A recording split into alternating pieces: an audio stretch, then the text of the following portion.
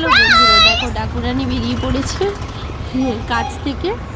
তো একদম টনটনে দুপুরবেলাতে এত গরম লাগছে, তো এইরকমভাবে ঢাকাঢুকি করে বেরিয়ে পড়েছি।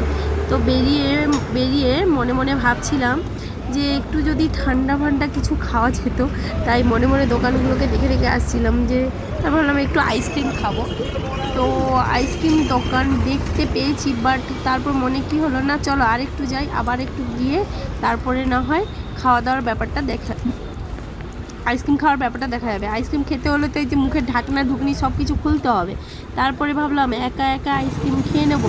অনেক কিছু ভাবতে ভাবতে আসছিলাম, রাস্তা পেরিয়ে তো চলে এলাম আমি যে স্ট্যান্ডে বাসে উঠবো সেইখানে।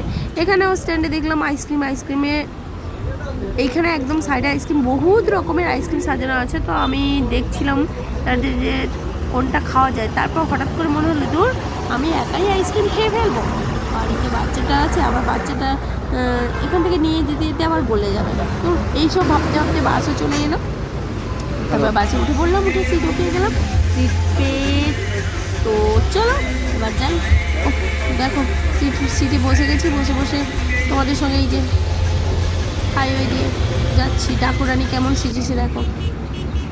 তো নেমে পড়েছি, স্ট্যান্ডে চলে এসেছি। আসার পরে আমি আমার গাড়িটাকে আগে লক্ষ্য করছি, আমার গাড়িটা কোথায় কেমনভাবে আছে। তো ঠনঠনে রোদে মাঝে মাঝে থাকে, আজকে দেখলাম না এইখানে ভালো জায়গায় আছে, ছায়া পড়ে গেছে। চলো টাটা।